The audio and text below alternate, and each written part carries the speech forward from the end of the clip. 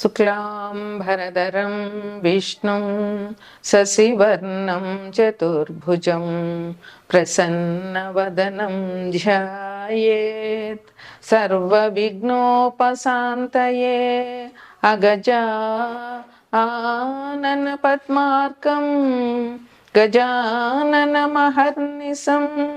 అనేకదంతం భక్తానాం ఏకదంతముపాస్మహే ఏకదంతముపాస్మహే. ఓం శ్రీ మహాగణాధిపతయే నమః. ఓం శ్రీ సరస్వత్యై నమః. ఓం శ్రీ మాత్రే నమః. మనం ఇప్పుడు ఫిబ్రవరి నెల అంటే మాఘమాసం యొక్క మాస ఫలితాలు చెప్పుకుంటున్నాము. జనవరి 29 అమావాస్య 29 నుంచి ఫిబ్రవరి 28 వరకు మాఘమాసం మొదలవుతుంది. ఈ మాఘమాసం చాలా విశిష్టమైనది. ఈ చాలా పుణ్యకార్యాలు చేసుకోవడానికి, వివాహాది శుభకార్యాలు చేసుకోవడానికి, ఇంకా నోములు వ్రతాలు ఏవైనా చేసుకోవడానికి మాఘమాసం చాలా మంచిది. ఈ మాఘమాసంలో వచ్చే శివరాత్రి నాడు కొత్తగా నోములు పట్టాలి అనుకున్న వారందరూ కూడా, స్త్రీలందరూ కొత్తగా నోములు పడతారు. ఈ మాఘమాసం విశిష్టత ఏమిటంటే సూర్య భగవానుడి ఆరాధన. ఈ మాఘమాసంలో పూర్తిగా అన్ని ఆదివారాలు కూడా చాలా విశిష్టమైనవి. ఈ ఆదివారాలు సూర్యభగవాన్ ఆరాధన మనకి చాలా ఆనందాన్ని, ఆరోగ్యాన్ని ఇస్తుంది. సూర్యభగవానుడు ఆరోగ్యానికి ప్రదాత. అందువల్ల ఈ మాఘపాదివారాలు పాలు పొంగించి ఆవు పిడకలు తీసుకొచ్చి మనం ఇదివరకైతే దానిలాగా వేసి తాటలో పెట్టేవారు. ఇప్పుడు పిడకలు దొరికిన వాళ్ళు పిడకలు, లేదంటే కుంపటి మీద నిప్పులేసి దాని మీద పిడకలు పెట్టి పాలు, మా చిన్నతనంలో మా అమ్మ వాళ్ళందరూ అలాగ పరవాన్నం చేసేవారు. ఆ పరవాన్నం కూడా గరిటెతో కడపకుండా చెరుకు గడతో కలుపుతూ పరవాన్నం చేసేవారు. ఇప్పుడు దొరికినంత వరకు చేయగలుగుతున్నారు. లేకపోయినా ఆవు పాలతో పరవాన్నం చేసి ఆ సూర్య భగవానుడికి నివేదన చేయడం వల్ల ఆయురారోగ్యాలు అందరికీ లభిస్తాయి. మనకి ప్రత్యక్షంగా కనిపించే దైవమే సూర్య భగవానుడు. ఆయన ఆరోగ్యాన్ని, ఆనందాన్ని అన్నిటినీ ఇస్తాడు. ఏ గ్రహం బాగుండాలన్నా ముందు సూర్యుడు బాగుండాలి. నవగ్రహాల్లోనూ సూర్య భగవానుడు మన జాతకంలో బాగుంటే అన్ని రకాల సౌకర్యాలు మనకి లభించుతాయనడంలో ఎటువంటి సందేహం కూడా లేదు. ఈ మాఘమాసం జనవరి 29 నుంచి మొదలయ్యి ఫిబ్రవరి 28 వరకు ఉంటుంది. ఈ మాఘమాసంలో 4 ఆదివారాలు మాఘపాదివారాలు అంటారు. అట్లాగే 4వ తారీఖున రథసప్తమి. ఈ రోజుని విశేషంగా సూర్యభగవాన్ని ప్రార్థించి రథం చేసి, తులసమ్మ దగ్గర ముగ్గులు పెట్టి రథం చేసి, చిక్కుడుకాయలతో రథం చేసి, చిక్కుడాకుల్లో పరవాన్నం నైవేద్యం పెట్టడం ఆచారంగా వస్తోంది. అట్లాగే ఈ మాఘమాసంలో 3వ తారీఖు అంటే 3/2/2025 వసంత పంచమి, సరస్వతీదేవి పూజ చేయాలి. ఆ రోజు సాధ్యమైనంత వరకు తల్లిదండ్రులు పిల్లల చేత సరస్వతీదేవి పూజ చేయించి తోచినంత నైవేద్యాలు పెట్టి పిల్లలకి పంచడం వల్ల సరస్వతి అనుగ్రహం పిల్లలకు కలిగి చదువు సంధ్యలు వారికి బాగా వస్తాయి. ఈ వసంత పంచమిని తల్లిదండ్రులు పిల్లల చేత పూజ చేయించడం వల్ల పిల్లలు అభివృద్ధిలోకి వస్తారు. ఈ మాఘపాడ్యం నుంచి గుప్త నవరాత్రులు, శ్యామలా గుప్త నవరాత్రులు మొదలవుతున్నాయి. ఇవి జనవరి 30 నుండి మొదలయ్యి ఫిబ్రవరి 7వ తారీఖు వరకు ఈ నవరాత్రులు చేయాలి. ఈ 9 రోజుల్లోనూ మనకి నవరాత్రుల్లో ఇది కూడా ఒక రకమైన నవరాత్రులు. ఈ నవరాత్రుల్లో సరస్వతీదేవి పూజ ప్రాధాన్యంగా చెయ్యాలి. మాతంగి అష్టోత్తరం కానీ, శ్యామలా అష్టోత్తరం కానీ, లేదా శ్యామలా షోడశనామాలతో అర్చన కానీ, అదంతా రాకపోతే సరస్వతీదేవి అష్టోత్తరం కానీ, లేదా సరస్వతీదేవి సహస్రనామాలతో కానీ పూజ చేసి 9 రోజులు పిల్లల పుస్తకాలు దేవుడి దగ్గర పెట్టి తల్లిదండ్రులు పూజ చేయడం వల్ల పిల్లలు అభివృద్ధిలోకి వస్తారు. ఈ 9 రోజులు కూడా ఈ శ్యామలా గుప్త నవరాత్రులు కూడా ఈ మాఘమాసంలో చెప్పుకోదగినటువంటి మంచి పండుగ. ఇక అన్నిటికంటే ముఖ్యమైనది, చాలా విశిష్టమైనది మహాశివరాత్రి. అది ఫిబ్రవరి 26వ తారీఖుని మహాశివరాత్రి వచ్చింది. ఈరోజు శివుడిని పూజించడం వల్ల అందరికీ చాలా మంచి జరుగుతుంది. అన్ని దైవాల్లోకి శివ భగవానుడే ముఖ్యం. ఈయన్ని పూజ చేసి ఈయనకి అభిషేకం చేయడం వల్ల ఎటువంటి దోషాలున్న జాతకంలో అవన్నీ పూర్తిగా పోతాయి. శివ భగవానుడు సంకల్పించితే శివుడు ఆజ్ఞ లేనిదే ఏమైనా కుట్టదు అంటారు. మనకి ఏది జరగాలన్నా శివుడి ఆజ్ఞ ఉండాలి. అందువల్ల శివపార్వతులు ఈ లోకానికి తల్లిదండ్రులు.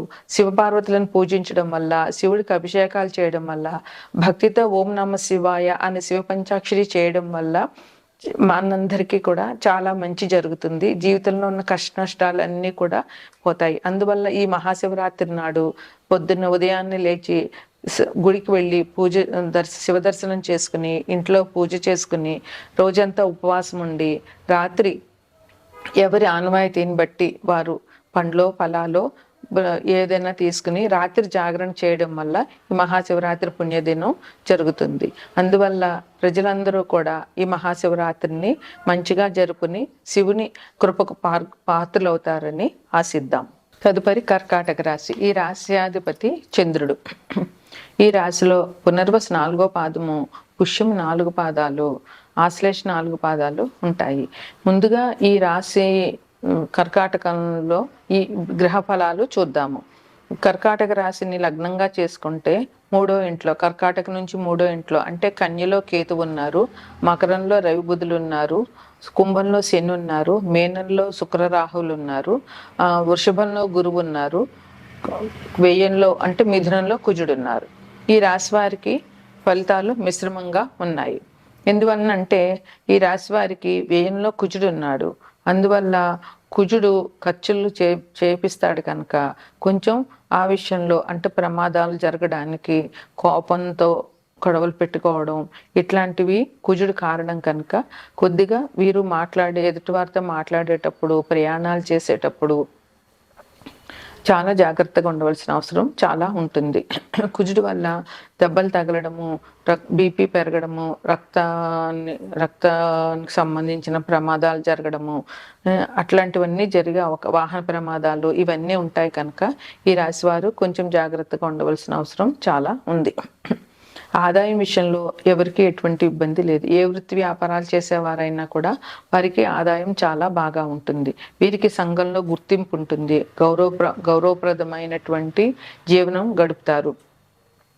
రుణాలు అన్నీ వీరు తీర్చేయగలుగుతారు. పాత రుణాలన్నీ వీరు తీర్చేయగలుగుతారు. కొత్త రుణాలు తీసుకోవాల్సి వచ్చినప్పుడు కొంచెం జాగ్రత్తగా ఆలోచించి రుణాలు చేయవలసిన అవసరం ఎంతైనా ఉంది.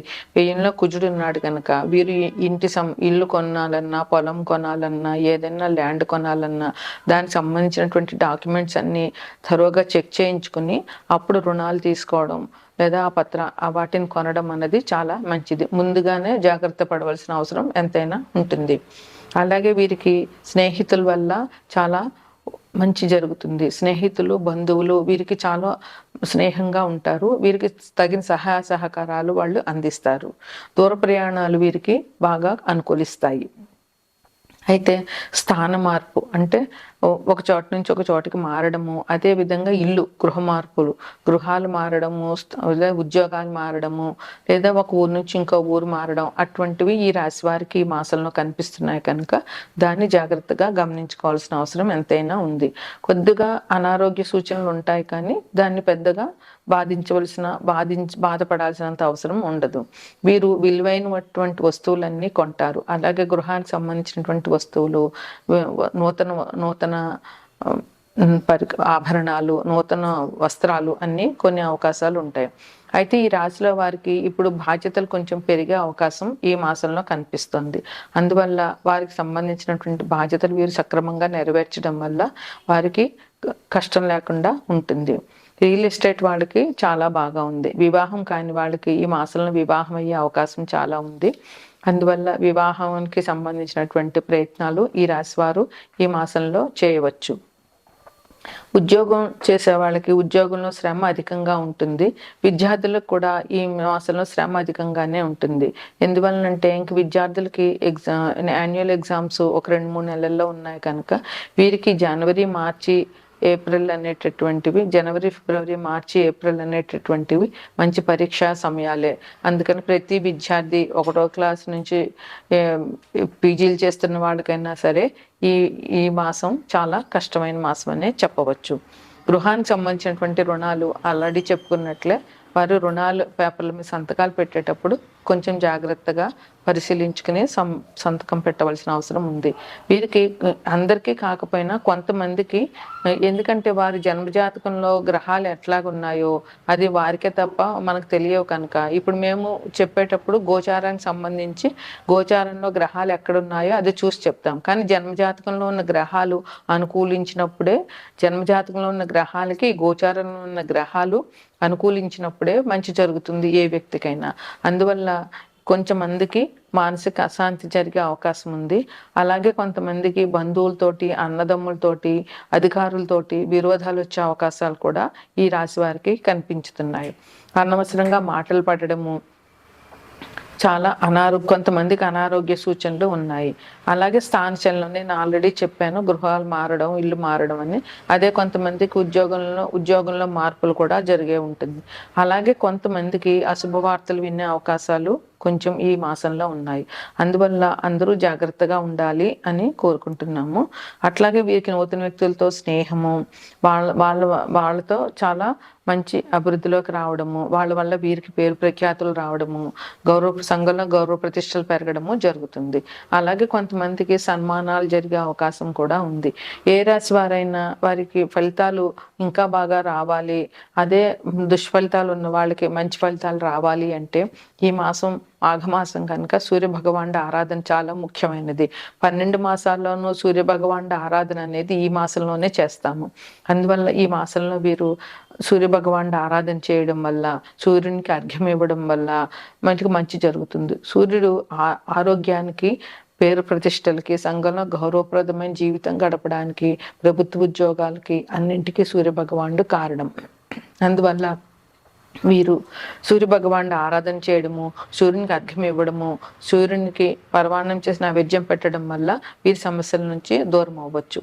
అదేవిధంగా 3వ తారీఖు వసంత పంచమి, ఆ రోజు సరస్వతీదేవి పూజ చేయడం వల్ల, సరస్వతీదేవిని పుస్తకాలు సరస్వతీదేవి దగ్గర పెట్టి తల్లిదండ్రులు పిల్లల కోసం పూజ చేయడం వల్ల పిల్లలకి విద్యాభివృద్ధులు అభివృద్ధిలోకి వస్తారు. అదే 26వ తారీఖు మహాశివరాత్రి సందర్భంగా శివుణ్ణి పూజించడము, ఓం నమ శివాయ అనేటటువంటి పంచాక్షరి నమ్మంత్రంతో శివుని ఆరాధన చాలా మంచిది. అన్ని దేవతల ఆరాధన కంటే శివారాధన అన్ని సమస్యల్ని దూరం చేస్తుంది. అందువల్ల శివారాధన చేసి ఈ రాశి వారు అభివృద్ధిలోకి వస్తారని ఆశిద్దాం.